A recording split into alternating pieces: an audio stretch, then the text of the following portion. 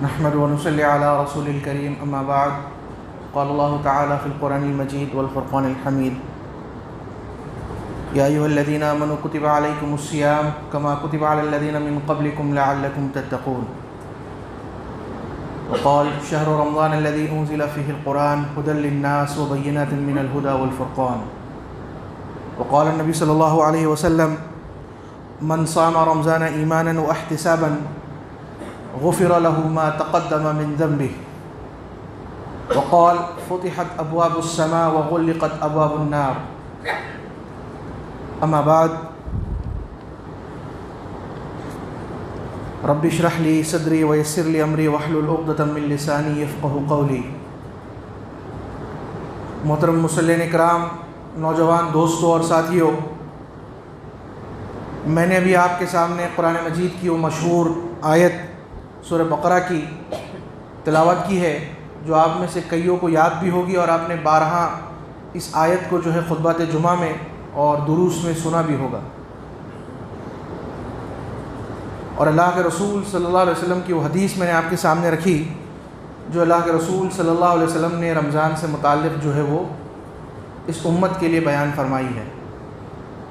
قبل اس کے کہ ہم اپنی گفتگو شروع کریں، میں یہاں بیٹھے تمام ہی لوگوں سے ایک التجا کروں گا کہ ہم لوگ ابھی اسی وقت اللہ رب العالمین کا شکر ادا کریں اس بات پر کہ اللہ نے مجھے اور آپ کو یہ رمضان المبارک کا مہینہ نصیب فرمایا.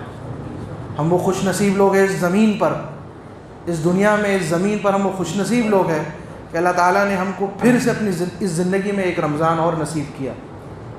ایسے کئی لوگ ہوں گے جو رمضان سے 2 دن پہلے، 1 دن پہلے، رمضان کے چاند دکھنے سے کچھ گھنٹے پہلے اس دنیا سے چلے گئے، اور پچھلا رمضان ان کی زندگی کا آخری رمضان تھا. وہ بھی میری اور آپ کی طرح یہی سمجھ رہے تھے کہ ہم تو رمضان کے قریب پہنچ گئے، رمضان مجھے حاصل ہو جائے گا. لیکن اللہ رب العالمین نے ان کی زندگی میں یہ رمضان نہیں دیا. تو ہم اس بات کی پوری کوشش کریں کہ اللہ کا شکر ادا کریں، صرف زبان سے ہی نہیں بلکہ اپنے عمل سے بھی، اور اس رمضان کو اس طرح گزارے کہ گویا یہ میری زندگی کا آخری رمضان ہے. تو شکر کا حق وہ ہم ادا کر پائیں گے. آپ دیکھیں کہ اللہ کے رسول صلی اللہ علیہ وسلم رمضان کا استقبال کیا کرتے تھے. چونکہ رمضان شروع ہو گیا، اگر یہ خطبہ رمضان سے پہلے ہوتا تو میں استقبال والی گفتگو آپ کے سامنے کرتا، لیکن بطور تمہید کچھ باتیں میں آپ کے سامنے رکھنا چاہوں گا تاکہ میں جو بات آگے کہنے والا ہوں اس سے ہم اس کو لنک کر سکیں. اللہ کے رسول صلی اللہ علیہ وسلم شعبان کے آخری ہفتے میں صحابہ اکرام کو مسجد میں جمع کرتے اور وہ یہ کہتے کہ ایک ایسا مہینہ تم پر سایہ فکن ہونے والا ہے جس میں اللہ رب العالمین جنت کے دروازے کھول دے گا، جہنم کے دروازے بند کر دے گا، شیاطین کو قید کر لے گا، اور اللہ تعالیٰ یہ کہے گا ہے وہ جہنمی جن پر جہنم فرض ہو گئی تھی، میں اس مہینے کی برکت سے ان کی جہنم سے نجات کا اعلان کرتا ہوں. جہنم جن پر فرض تھی، جن کی تقدیر میں جہنم لکھی جا چکی تھی، اس مہینے کی فضیلت سے، برکت سے میں ان کی جہنم سے خلاصی دے دیتا ہوں کہ وہ جنت میں چلے جائیں گے، جہنم سے آزاد کر دیے گئے. تو صحابہ اکرام نے پوچھا اللہ کے رسول کون سا مہینہ؟ تو اللہ کے رسول نے کہا کہ وہ رمضان کا مہینہ تم پر سایہ فکن ہونے والا ہے، اس کے لیے اپنے آپ کو تیار کر لو. تو ہم تو بڑے خوش نصیب لوگ ہیں کہ وہ رمضان نہیں کہیں گے بلکہ ہم تو کہیں گے کہ یہ رمضان کا مہینہ جس میں میں اور آپ اب داخل ہو گئے ہیں. تو پورے شعور سے داخل ہوئی. آج کا دوسرا روزہ ہے، بہت زیادہ دن بھی نہیں ہوئے ہیں کہ یہ گفتگو وہ کافی تاخیر سے ہو رہی ہے، نہیں، بلکہ پورے شعور سے داخل ہوئیے کہ اللہ رب العالمین نے ابلیس کو اس میں قید کر دیا ہے. گناہوں کے کرنے کا اللہ رب العالمین نے وہ سب سے بڑا جو آپ یہ کہہ لیں ذریعہ تھا، اس ذریعے کو کیا کیا؟ قید کر دیا ہے، اور جنت کے دروازے کھول دیے. اور اللہ رب العالمین کہہ رہا ہے بندے مانگ، مجھ سے جو مانگنا ہے میں تجھے کیا کروں گا؟ عطا کروں گا. تو پورے شعور سے اس رمضان کو گزاریے کہ میرا رب وہ مجھے ایک موقع اور اس نے عنایت کیا کہ میں وہ جنت کو کیا کر سکوں، اس سے مانگ کر حاصل کر سکوں. تو اللہ رب العالمین نے، اللہ کے رسول صلی اللہ علیہ وسلم نے رمضان کی بے شمار وہ فضیلت قرآن مجید میں اور احادیث کے اندر وہ بیان فرمائی. آ جاتے ہیں ہم اس رمضان کے روزوں کے مقصد کے اوپر. ابھی جو آیت میں نے آپ کے سامنے پڑھی ہے، اللہ رب العالمین نے اس آیت کے اندر یہ بات کہا ہے یا ایھا الذین آمنوا کتب علیکم الصیام کما کتب علی الذین من قبلکم لعلکم تتقون.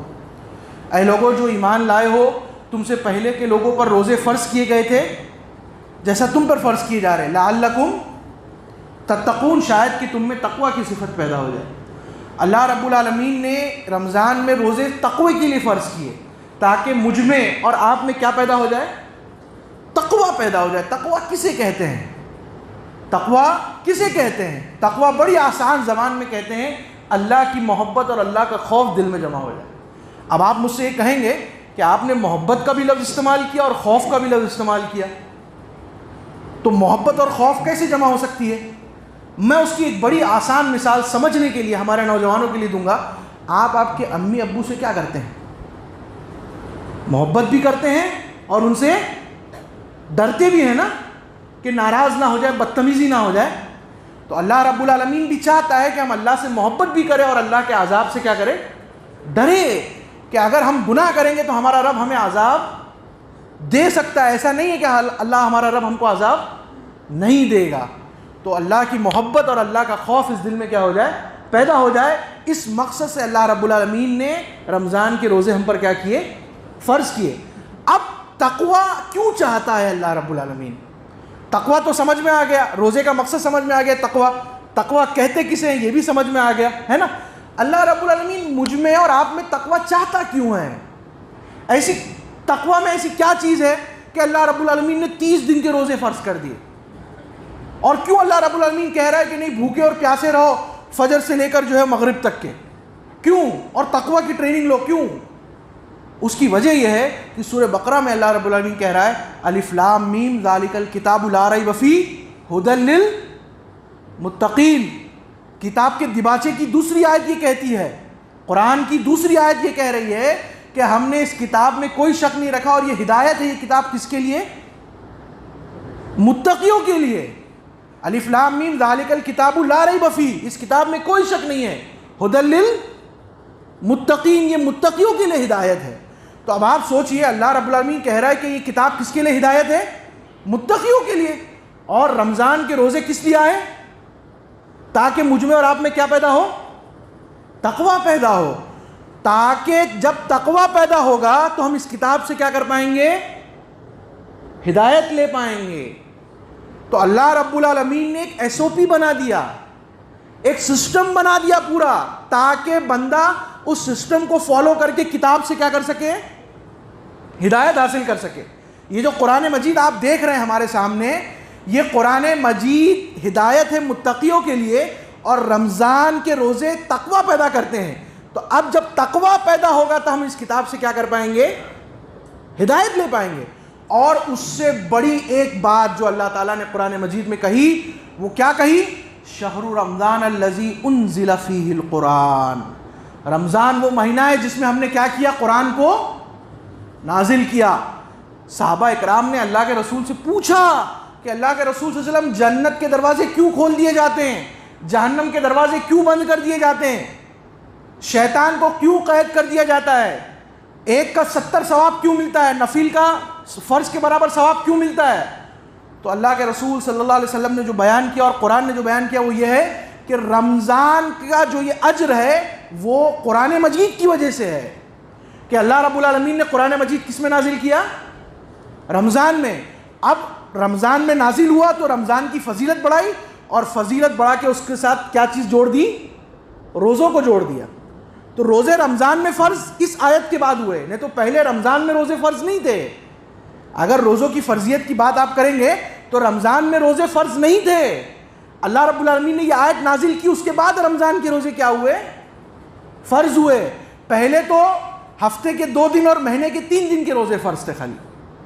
جو پہلے اللہ رب العالمین نے روزے فرض کیے اس امت پر، ہفتے کے 2 جمعرات اور پیر کا روزہ، اور ایام 30 14 15 16 کا روزہ، یہ 3 یعنی کل 11 روزے فرض تھے۔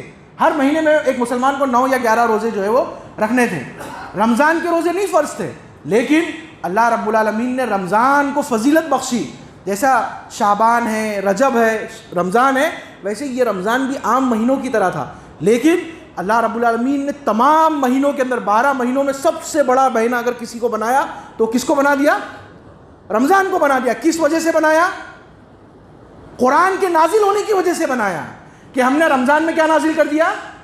قرآن نازل کر دیا۔ اور جب قرآن نازل کیا تو اس میں روزے بھی کیا کر دیے؟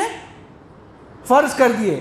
تو آپ جب سورہ بقرہ کی یہ آیت پڑھیں گے جو میں نے بھی آپ کے سامنے تلاوت کی ہے، تو اللہ رب العالمین جب آپ اس کا شان نزول پڑھیں گے تو آپ کو پتہ چلے گا کہ یا ایھا الذین آمنوا کتب علیکم الصیام والی آیتیں پہلی ہجری میں نازل ہوئی تھی، اور شہر رمضان الذی انزل فیہ القرآن والی آیتیں بدر کے موقع پہ نازل ہوئی.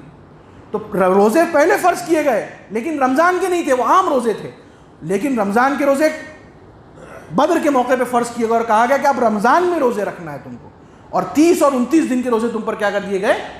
فرض کر دیے گئے. یہ تمام چیزیں صرف اور صرف قرآن مجید کی وجہ سے ہوئی کہ اللہ رب العالمین نے اس میں کیا نازل کیا؟ قرآن مجید نازل کیا. اب میرا اور آپ کا رویہ قرآن سے کیا ہونا چاہیے کہ اللہ رب العالمین قرآن کی وجہ سے رمضان کے روزے فرض کر رہا ہے، قرآن کی وجہ سے اللہ رب العالمین جنت اور جہنم کے دروازے، جنت کے دروازے کھول رہا ہے، جہنم کے دروازے بند کر رہا ہے، شیاطین کو قید کر رہا ہے. اللہ رب العالمین ایک نیکی کا ثواب ڈبل ٹبل گنا کر کے دے رہا ہے، نفل کو فرض کے برابر دے رہا ہے نا. تو اللہ رب العالمین رمضان کی یہ فضیلت دے رہا ہے تو قرآن کی وجہ سے، تو میرا اور آپ کا قرآن سے اب کیا تعلق ہونا چاہیے؟ عام دنوں کے مقابلے میں قرآن سے ہمارا تعلق ایکسٹرا آرڈنری ہونا چاہیے. قرآن سے اگر ہم عام دنوں میں 1 صفحہ پڑھتے ہیں تو رمضان میں کم سے کم 2 صفحہ پڑھیں. اگر ہم 1 مہینے میں قرآن ختم کرتے ہیں عام دنوں میں تو رمضان میں کم سے کم 2 قرآن کیا کریں؟ ختم کریں. اچھا، اللہ رب العالمین نے تلاوت کا لفظ استعمال کیا ہے، لفظ تلاوت. اب چونکہ ہم عربی نہیں ہیں، ہم ہندی ہیں، عربی ہماری بھاشا نہیں ہے، تو ہم نے تلاوت کا ترجمہ کیا پڑھنے کو، الف لام میم ذالک الکتاب لا ریب فیہ ھدی للمتقین، ہے نا. ہم نے تلاوت کا ترجمہ یہ کیا پڑھنے کو، لیکن قرآن یہ کہتا ہے، تلاوت کا ترجمہ یہ کہتا ہے کہ صرف آپ عربی متن نہیں پڑھیں گے بلکہ اس قرآن کو سمجھیں گے بھی، اور اس قرآن کو صرف سمجھیں گے نہیں بلکہ اس قرآن پہ عمل بھی کریں گے، تب تلاوت کا حق ادا ہوگا. قرآن ہدایت کی کتاب ہے، صرف ثواب کی کتاب نہیں ہے. ہم نے اس کو کون سی کتاب بنا دیا؟ ثواب کی کتاب بنا لیا. ہم میں سے بہت سارے لوگ 2-2 3-3 قرآن ختم کرتے ہیں. میں آپ کو مبارکباد دیتا ہوں کہ آپ قرآن کا حق ادا کر رہے ہیں، لیکن آدھا حق ادا کر رہے ہیں، پورا حق ادا نہیں کر رہے ہیں. جو حق اللہ نے طے کیا وہ نہیں ادا کر رہے ہیں. آپ اس سے اپنے مطلب کا فائدہ لے رہے ہیں، لیکن جو اصل مقصد ہے وہ مقصد پورا نہیں کر رہے ہیں. اصل مقصد تو یہ ہے کہ قرآن کی تلاوت کی جائے، قرآن کو سمجھا جائے اور سمجھنے کے بعد اس پر عمل کیا جائے. اگر ہم یہ نہیں کرتے ہیں تو ہم قرآن کا حق ادا نہیں کریں گے. آپ سوچئے کہ اللہ رب العالمین روزے فرض کر رہا ہے، اللہ رب العالمین جہنم سے نجات دے رہا ہے، اور ہم اگر قرآن کا حق ادا نہیں کریں گے اور یہ رمضان ایسے ہی گزر گیا تو کل قیامت کو اگر قرآن کھڑا ہو گیا حجت بن کر کہ اللہ تعالیٰ اس نے صرف تلاوت کیا، مجھ پر عمل نہیں کیا اس نے، تو ہم کیا جواب دیں گے؟ اگر کوئی 60 سال کا بزرگ انتقال کرتا ہے تو اس نے کتنے رمضان کے روزے رکھے رہیں گے؟ 55 سال کے روزے رکھے رہیں گے. اگر 5 سال کی عمر سے بھی شروع کیا تو 55 سال اس نے قرآن پڑھا لیکن قرآن پہ عمل نہیں کیا. اور اگر وہ انتقال کر جاتا ہے اللہ کا بندہ اور قرآن کل کو کھڑے ہو کے یہ کہتا ہے کہ اس نے مجھ پہ عمل نہیں کیا، تو 55 سال کے رمضان کے روزے کیا ہو گئے؟ Question mark. قرآن حدیث ملتی ہے اللہ کے رسول صلی اللہ علیہ وسلم کی کہ قرآن کھڑے ہو کے کہے گا کہ اس بندے نے میرا حق ادا نہیں کیا. تو ہم تو اللہ سے دعا کرے کہ قرآن اگر کھڑا ہو تو یہ کہنے کے لیے کھڑا ہو کہ نہیں اللہ تعالیٰ اس نے میرا حق کیا کیا؟ ادا کیا.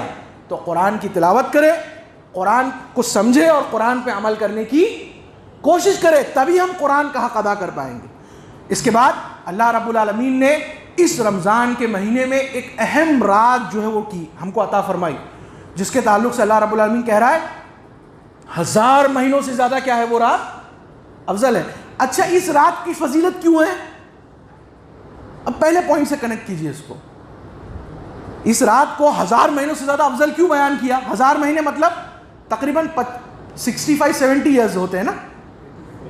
کتنا؟ 85 ایئرز ہوتے ہیں 1000 مہینے. ہم میں سے کچھ لوگ 70 سال 75 سال ہی جیتے ہیں. اگر ایک رات مل جائے تو 85 سال کی برابر کا ثواب ملے گا. کیوں اتنی ویلیو کیوں دی گئی اس رات کو؟ اتنا اجر کیوں ہے اس رات کا؟ لیلۃ القدر کا اتنا وزن کیوں ہے؟ قرآن نازل کیا اللہ تعالیٰ نے لیلۃ القدر میں. اللہ رب العالمین کہہ رہا ہے انا انزلناہ فی لیلۃ القدر، ہم نے اس قرآن کو لیلۃ القدر میں نازل کیا۔ سوچئے اللہ رب العالمین اس قرآن کی رسپیکٹ کو لے کے کتنا سیریس ہے کہ جس مہینے میں نازل کیا اس مہینوں کو 12 مہینوں کا سردار بنا دیا، اور جس رات میں نازل کیا اس رات کو 1000 مہینوں سے افضل بنا دیا، اور جس گھڑی میں نازل ہوئی ہے اللہ تعالیٰ سورہ قدر میں کہہ رہا ہے کہ پوری رات میں فرشتے نازل ہوتے ہیں اور اہل ایمان سے کیا کرتے ہیں؟ مصافحہ کرتے ہیں، اور قرآن کی اگر وہ تلاوت کر رہے ہوتے تو ان کو نجات کی خوشخبری دیتے ہیں کہ اللہ تعالیٰ نے تمہارے گناہوں کو کیا کر دیا؟ معاف کر دیا۔ یہ ساری رسپیکٹ، یہ ساری فضیلت صرف اور صرف کس کی بنیاد پر؟ قرآن کی بنیاد پر، کہ 1000 مہینوں سے زیادہ افضل۔ تو اگر مثال کے طور پر 55 رمضان مل گئے کسی کو، اور اگر 55 راتیں مل گئی، اس کو 55 راتیں مل گئی، تو 60 سال کی زندگی تھی لیکن ہزاروں سال کی عبادت کر کے وہ کیا ہو جائے گا؟ اس دنیا سے گزر جائے گا۔ لیکن شرط ہے کہ اس رات کو آپ کو کیا کرنا پڑے گا؟ ڈھونڈنا پڑے گا۔ اللہ تعالیٰ نے جہاں اس کی اتنی فضیلت دی نا، اس رات کو اللہ تعالیٰ نے جو ہے نا 10 دنوں میں گڑمڑ کر کے رکھ دیا، اسپیسیفک کر کے نہیں بتایا۔ کچھ روایتیں 27 کے تعلق سے ملتی ہے، کچھ روایتیں 29 کے تعلق سے ملتی ہے، کچھ روایتیں 21 کے تعلق سے ملتی ہے، اور ایک حدیث اللہ کے رسول کی یہ ملتی ہے کہ رمضان کی طاق راتوں میں اس کو کیا کرو؟ ڈھونڈو۔ 21، 23، 25، 27، 29 ڈھونڈو اس کے اندر۔ تو اگر ہم ان 5 طاق راتوں کا اہتمام کرتے ہیں اور ہم اس میں جاگتے ہیں اور قرآن کی تلاوت کرتے ہیں، تو ہم کس کی رسپیکٹ کر رہے ہیں؟ قرآن کی عزت کر رہے ہیں۔ تو اللہ رب العالمین پھر وہ کہہ رہے ہیں نا سورہ قدر کے اندر انا انزلناہ فی لیلۃ القدر لیلۃ القدر خیر من الف شہر تنزل الملائکۃ والروح، کہ جو فرشتے نازل ہوتے ہیں اور جبرائیل نازل ہوتے ہیں، تو وہ جبرائیل مجھ سے اور آپ سے بھی آ کے ہاتھ ملائیں گے۔ اسی لیے ہم کہتے ہیں کہ جو شخص آخری عشرے میں اعتکاف کر سکتا ہے وہ مسجد میں اپنے آپ کو کیا کر لے؟ معتکف کر لے۔ طاق راتوں کے لیے نہیں بلکہ پورے 10 دن کے لیے اپنے آپ کو مسجد میں کیا کر لے؟ اللہ کے رسول صلی اللہ علیہ وسلم کیا کرتے تھے؟ اللہ کے رسول صلی اللہ علیہ وسلم 10 دن کا اعتکاف کرتے تھے کہ وہ طاق رات کہیں چھوٹ نہ جائے کر کے میں اپنے آپ کو مسجد میں پیک کر لیتے تھے، باندھ لیتے تھے۔ اللہ کا رسول صلی اللہ علیہ وسلم جن کے اوپر اللہ تعالیٰ نے، جن کی وجہ سے اللہ تعالیٰ نے بہت ساری چیزیں ہم کو عطا کی، وہ لیلۃ القدر کے اہتمام میں مسجد میں 10 دنوں کے لیے آ جاتے تھے۔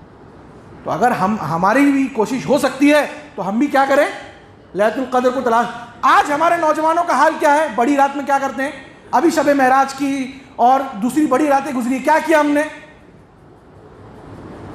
کیا کیا ہم نے؟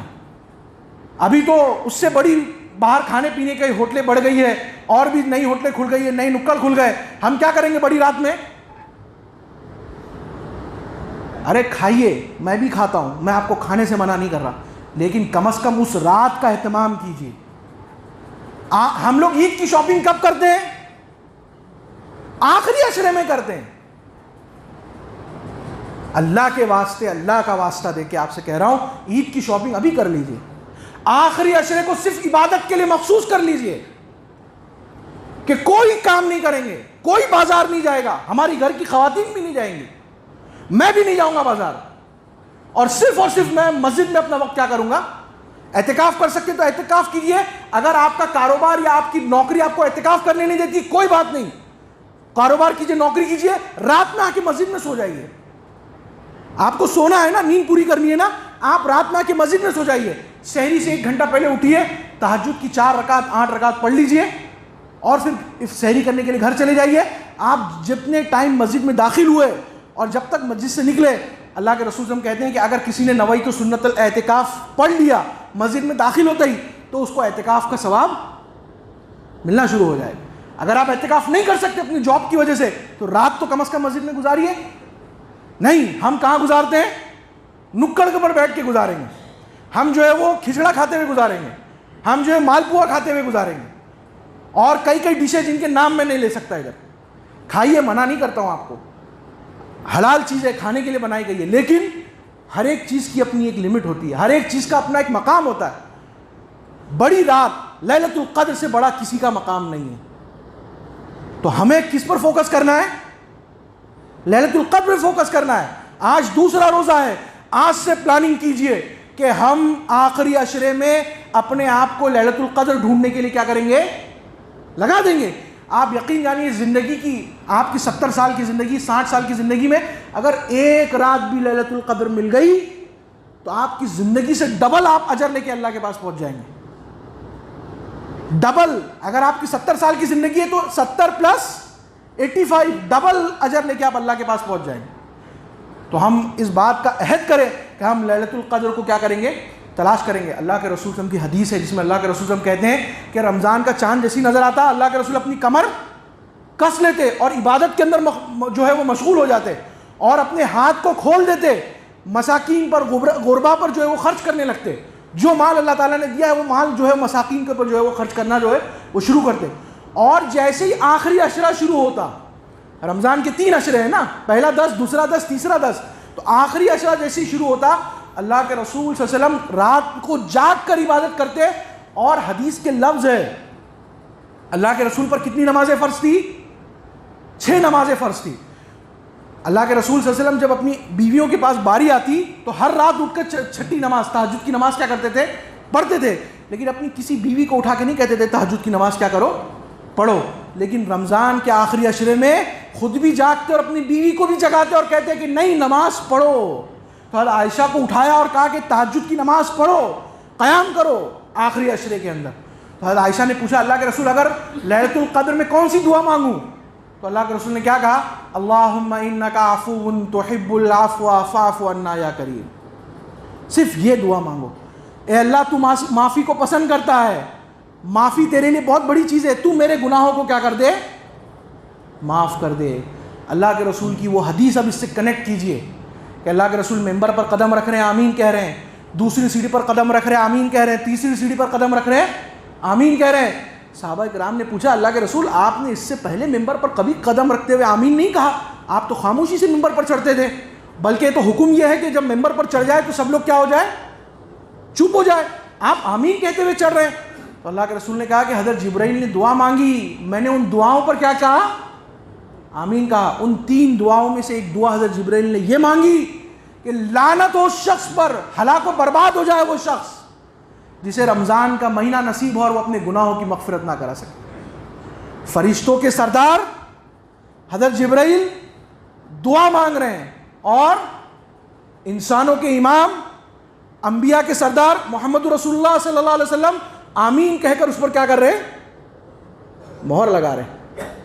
تو اگر لیلۃ القدر بھی ملے تو دعا کون سی مانگنی ہے؟ مغفرت کی مانگنی ہے کہ یہ رمضان اللہ میرے گناہوں کو بخش دے. کہیں ایسا نہ ہو کہ یہ رمضان بھی گزر جائے اور میں اپنے گناہوں کی بخشش نہ کرا پاؤں. ہیچ ہے ہم پر پھر تو، کیونکہ اللہ کے رسول نے آمین بول دیا ہے اور اللہ کے رسول کی دعا قبول نہ ہو ایسا ہو ہی نہیں سکتا. اللہ تعالیٰ اپنے نبیوں کی دعا کو کیا کرتا ہے؟ قبول کرتا ہے. تو لیلۃ القدر میں بھی جو دعا مانگنا سکھائی گئی ہے وہ معافی کی دعا مانگنی سکھائی گئی. تو ہم عہد کریں کہ ہم لیلۃ القدر کی تلاش کریں گے. 3 عہد کریں. پہلا تو آج کا دوسرا روزہ ہے، ہم پورا رمضان اپنے شیڈیول کو بنائیں گے اور قرآن مجید کی تلاوت، اس کو سمجھنا اور اس پر عمل کرنے کی کیا کریں گے؟ کوشش کریں گے. نمبر 1 چیز.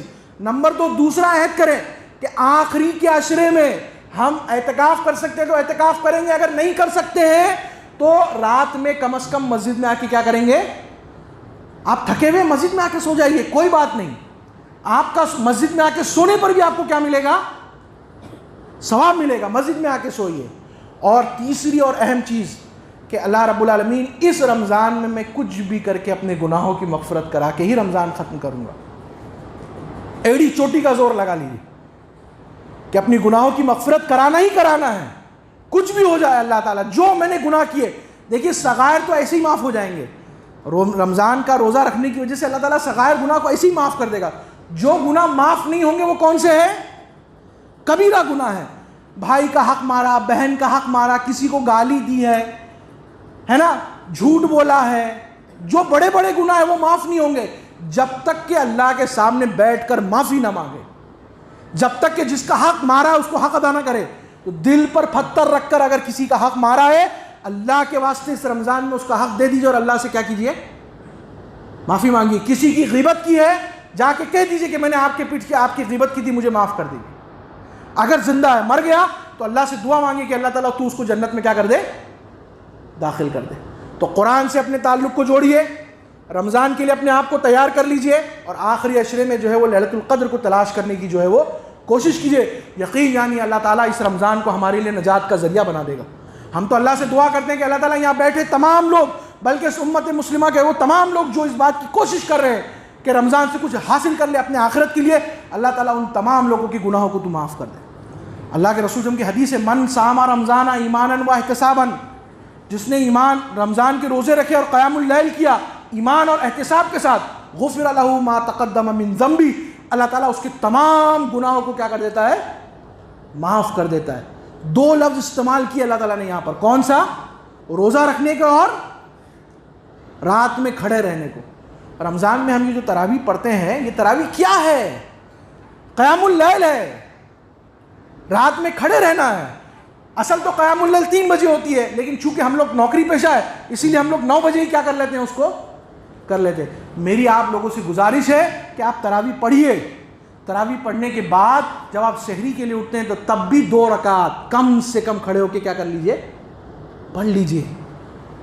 کیوں کہہ رہا ہوں کہ اصل قیام اللیل تو یہ کہ آپ نیند میں سے اٹھنے کے بعد کیا کریں، پڑھیں۔ تو سحری کے لیے اللہ تعالیٰ نے نظام بنا دیا کہ آپ سو رہے تھے، آپ کو نیند میں سے کیا کرنا پڑ رہا ہے، تو ایک اپارچونٹی تو اللہ تعالیٰ نے آپ کو دے دی۔ عام دنوں میں تو آپ نیند میں سے اٹھ نہیں پاتے، لیکن سحری کے لیے تو اٹھنا ہی اٹھنا ہے، تو سحری کا لقمہ ڈالنے سے پہلے 2 رکعت کیا کر لیں، پڑھ لیں۔ تو کیا ہوگا، تہجد کا ثواب بھی، قیام اللیل کا ثواب بھی کیا ہو جائے گا، اور جو قیام اللیل کی اصل صورت ہے کہ نیند میں سے اٹھ کے پڑھنا، وہ بھی کیا ہو جائے گی، ادا ہو جائے گی۔ اور چوتھی اور آخری چیز، اس رمضان میں مسکینوں کا خیال رکھیے۔ اللہ کے رسول صلی اللہ علیہ وسلم کی 12 حدیثیں ملتی ہیں ہم کو، جس میں اللہ کے رسول صلی اللہ علیہ وسلم نے کہا کہ جس نے کسی کو افطار کرایا، اللہ رب العالمین اس کو آخرت میں جنت عطا کریں گے۔ ایک کھجور سے افطار کرایا، صحابہ اکرام سے اللہ کے رسول نے جب یہ بات کہی، پوری حدیث میں آپ کے سامنے رکھتا ہوں کہ جس نے کسی روزے دار کو افطار کرایا اللہ تعالیٰ اس کو یہ اجر دے گا۔ تو صحابہ اکرام غریب تھے، پیسہ نہیں تھا، تو اللہ کے رسول کے پاس کہا، اللہ کے رسول ہمارے پاس پیسے نہیں ہیں، ہم کیسے افطار کرائیں گے؟ تو کسی نے، اللہ کے رسول نے، کھجور ہے تمہارے پاس، کھجور سے افطار کرا دو۔ ایک صحابی آئے چھپتے ہوئے اور اللہ کے رسول کے کان کے پاس جا کے کہا، اللہ کے رسول میرے پاس کھجور بھی نہیں ہے، میں اتنا غریب ہوں کہ میرے پاس کھجور بھی نہیں ہے افطار کرانے کے لیے کسی کو۔ تو اللہ کے رسول نے کہا کہ پانی سے ہی اس کی افطار کرا دو۔ کس سے افطار کرا دو؟ اس کی پانی سے اس کی افطار کرا دو۔ تو اگر آپ کسی کو پانی بھی پلا رہے ہیں افطار کے لیے تو اللہ رب العالمین آپ کو جنت کی گارنٹی دینے کے لیے تیار ہے۔ تو ہم اس بات کی کوشش کریں، ہم جتنا بھی کماتے ہیں ایک غریب خاندان کا کم از کم کفالت کریں۔ 3000 2000 کا جو بھی راشن آتا ہے، الحمدللہ جماعت نے جو ہے وہ ایک کٹ جو ہے بنائی ہے، 1800 روپے کی کٹ ہے وہ، ہم جو اس بات کی کوشش کرتے ہیں کہ غریب مسکین تک پہنچائے۔ تو آپ جو لوگ کٹ میں حصہ لے سکتے ہیں، 1800 روپے دے کے کٹ کا حصہ بن جائے، مسعود اقبال صاحب کے پاس آپ اس کی رقم جمع کرا سکتے ہیں۔ ہم باقاعدہ سروے کر کے مسکینوں تک جو ہے وہ پہنچا رہے ہیں۔